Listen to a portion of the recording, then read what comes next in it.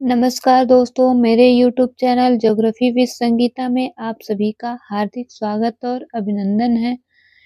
कृपया मेरे वीडियो को पूरा देखें तथा लाइक और शेयर कर दें। जो चैनल पे पहली बार आए हो वो चैनल को सब्सक्राइब कर लें। आइए हम लोग देखते हैं भारत आकार और स्थिति देखते हैं। भारत विश्व का प्राचीनतम संस्कृतियों में से एक है। पिछले 5 दशकों में भारत ने सामाजिक आर्थिक रूप से बहुमुखी उन्नति की है। कृषि उद्योग, तकनीकी और सर्वांगीण आर्थिक विकास में अद्भुत प्रगति हुई है। भारत का विश्व इतिहास में भी महत्वपूर्ण योगदान रहा है। भारत का विश्व इतिहास में भी महत्वपूर्ण योगदान रहा है। स्थिति को देखते हैं। भारत एक विशाल देश है। यह उत्तरी गोलार्ध में स्थित है। भारत जो है किस गोलार्ध में है? उत्तरी गोलार्ध में स्थित है और इसका मुख्य भाग 8 डिग्री 4 मिनट उत्तर से 37 डिग्री 6 मिनट उत्तर अक्षांश तथा 68 डिग्री 7 मिनट पूर्व से 97 डिग्री 25 मिनट पूर्व देशांतर तक है। इसका अक्षांशीय विस्तार कितना है? 8 डिग्री 4 मिनट उत्तर से 37 डिग्री 6 मिनट उत्तर और देशांतरी विस्तार जो है वह 68 डिग्री 7 मिनट पूर्व से 97 डिग्री 25 मिनट पूर्व देशांतर तक है। कर्क रेखा 23.5 डिग्री उत्तर में देश को लगभग 2 बराबर भागों में बांटती है। कर्क रेखा जो है वह भारत को 2 बराबर भागों में बांटती है जो 23.5 डिग्री उत्तर में है। मुख्य भूभाग के दक्षिण पूर्व में भारत का जो मुख्य भूभाग है उसके दक्षिण पूर्व में अंडमान निकोबार द्वीप समूह, बंगाल की खाड़ी में तथा दक्षिण पश्चिम में लक्षद्वीप समूह अरब सागर में स्थित है। अंडमान निकोबार द्वीप समूह जो है वह बंगाल की खाड़ी में स्थित है तथा लक्षद्वीप जो है वह अरब सागर में स्थित है। आपकी एटलस की सहायता से इन द्वीप समूहों का विस्तार ज्ञात करिए। अब हमें क्या करना है? अपना एटलस उठा करके और उसमें इन द्वीप समूहों का विस्तार देखेंगे कि कहां से कहां तक इनका विस्तार है।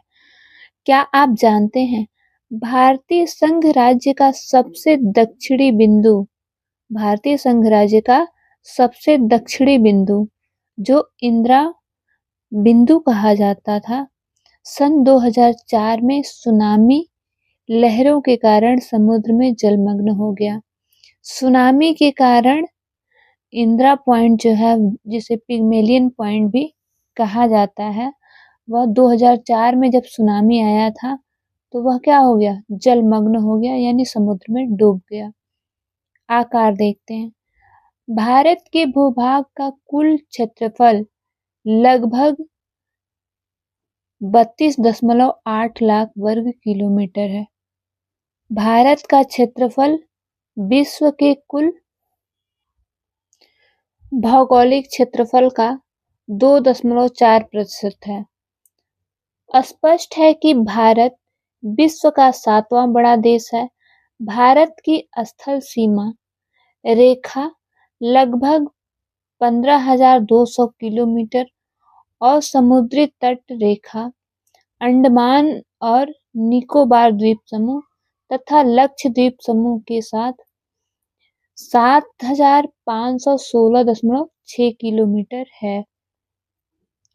अंडमान निकोबार द्वीप समूह और लक्षद्वीप समूह जो सहित तट रेखा जो है वह 7,516.6 किलोमीटर है।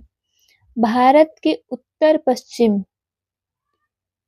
उत्तर तथा उत्तर पूर्वी सीमा पर नवीनतम बलित पर्वत है। इसके दक्षिण का भूभाग उत्तर में चौड़ा है और 22 डिग्री उत्तरी अक्षांश में हिंद महासागर की ओर संकरा होता गया है। इसके पश्चिम में अरब सागर तथा पूर्व में बंगाल की खाड़ी स्थित है। अक्षांश और देशांतर का विस्तार लगभग 30 डिग्री है, परंतु फिर भी पूर्व पश्चिम का विस्तार उत्तर दक्षिण के विस्तार की अपेक्षा कम प्रतीत होता है। गुजरात से अरुणाचल प्रदेश के स्थानीय समय में 2 घंटे का अंतर है। गुजरात और अरुणाचल प्रदेश के स्थानीय समय में 2 घंटे का क्या है? अंतर है। अतः 82.5 डिग्री पूर्व देशांतर रेखा को भारत की मानक यामयोत्तर माना गया है। 82.5 डिग्री को क्या माना गया है? भारत का मानक यामयोत्तर इंडियन स्टैंडर्ड टाइम माना गया है, जो कि उत्तर प्रदेश में मिर्जापुर से गुजरती है। यूपी के मिर्जापुर से क्या होती है? गुजरती है। अक्षांश का प्रभाव दक्षिण से उत्तर की ओर दिन और रात की अवधि पर पड़ता है। अब देखते हैं 82.5 डिग्री पूर्व देशांतर को भारत की मानक यामयोत्तर क्यों माना गया है? कन्याकुमारी और कश्मीर में दिन रात की अवधि में अंतर क्यों है? भारत तथा विश्व। भारतीय भूखंड एशिया महाद्वीप के पूर्व और पश्चिम के मध्य में स्थित भारतीय भूभाग एशिया महाद्वीप का दक्षिणी विस्तार है। हिंद महासागर, जो कि पश्चिम में यूरोपीय देशों और पूर्वी एशियाई देशों को मिलाता है, भारत को केंद्रीय स्थिति प्रदान करता है।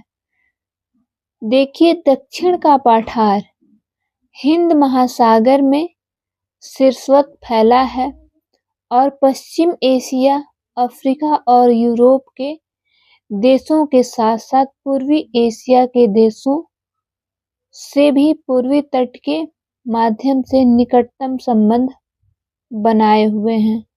हिंद महासागर में किसी भी देश की तटीय सीमा भारत जैसी नहीं है। भारत की इसी महत्वपूर्ण स्थिति के कारण एक महासागर का नाम इसके नाम पर रखा गया है।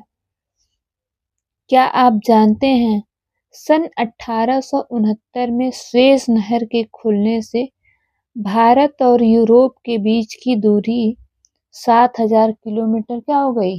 कम हो गई थी। अब इसको देख लेते हैं। इस फिगर में भारत का अक्षांशीय और देशांतरी विस्तार दिया गया है। इसका अक्षांशीय विस्तार जो है वह 68 डिग्री 7 मिनट से लेकर के 97 डिग्री 25 मिनट और देशांतरी विस्तार जो है वह 8 डिग्री 4 मिनट से लेकर के 37 डिग्री 6 मिनट है। और ये कर्क रेखा है जो भारत के बीचों बीच से होकर के गुजरता है, जो भारत के 8 राज्यों से होकर के गुजरता है। गुजरात, राजस्थान, मध्य प्रदेश, छत्तीसगढ़, झारखंड, पश्चिम बंगाल, त्रिपुरा और मिजोरम। उसके बाद से ये 82.5 डिग्री है मानक यामयोत्तर, जो भारत का मानक समय रेखा है वह 82.5 डिग्री है। फिर इसकी पूरब से पश्चिम जो चौड़ाई है वह 2933 किलोमीटर है और जो इसकी लंबाई है कन्याकुमारी से लेकर के जम्मू कश्मीर तक वह 3214 किलोमीटर है। यानी लंबाई 3214 किलोमीटर और इसकी जो चौड़ाई है वह 2933 किलोमीटर है। भारत का विश्व के देशों के साथ संपर्क युगों पुराना है, परंतु यह संबंध उत्तरी जल मार्गों की अपेक्षा भूभागों से होकर था। उत्तरी पर्वतों के दर्रों से अनेक यात्री प्राचीन काल में भारत आए, जबकि समुद्री मार्ग बहुत समय तक ज्ञात नहीं थे। इन मार्गों से प्राचीन समय में विचारों और वस्तुओं का आदान प्रदान होता रहा है। भारत का पश्चिमी, मध्य और पूर्वी एशिया तथा दक्षिण एशिया के पड़ोसी देशों के साथ एक अद्भुत संपर्क रहा है और इसी प्रकार उपनिषदों के विचार, रामायण तथा पंचतंत्र की कहानियां, भारतीय अंक एवं दशमलव प्रणाली आदि संसार के विभिन्न भागों तक पहुंच सके।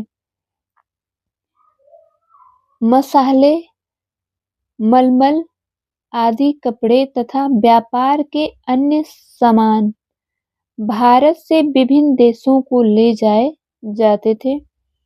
इसके विपरीत यूनानी स्थापत्य कला तथा पश्चिमी एशिया की वास्तुकला के प्रतीक मीनारों तथा गुंबदों का प्रभाव हमारे देश के विभिन्न भागों में देखा गया है।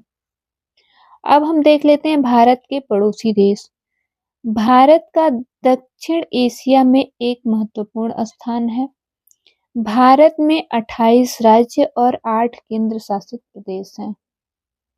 भारत में टोटल 28 राज्य तथा 8 केंद्र शासित प्रदेश हैं। पश्चिमी और पूर्वी तटों पर केंद्र शासित क्षेत्रों की संख्या ज्ञात कीजिए। क्षेत्रफल के आधार पर सबसे बड़ा एवं सबसे छोटा राज्य कौन सा है? कौन से राज्य अंतर्राष्ट्रीय सीमा तथा समुद्र तट को स्पर्श नहीं करते? पाकिस्तान, चीन, म्यांमार और बांग्लादेश की सीमाओं को छूने वाले राज्यों को 4 वर्गों में विभाजित कीजिए। उदाहरण के लिए इन राज्यों को एक वर्ग में रखिए जिनकी सीमाएं पाकिस्तान से मिलती हैं। इसी तरह अन्य शेष वर्ग बनाइए। भारत की भूमि की सीमाएं उत्तर पश्चिम में पाकिस्तान और अफगानिस्तान के साथ, उत्तर में चीन, तिब्बत, नेपाल और भूटान के साथ तथा पूर्व में म्यांमार और बांग्लादेश के साथ लगती हैं।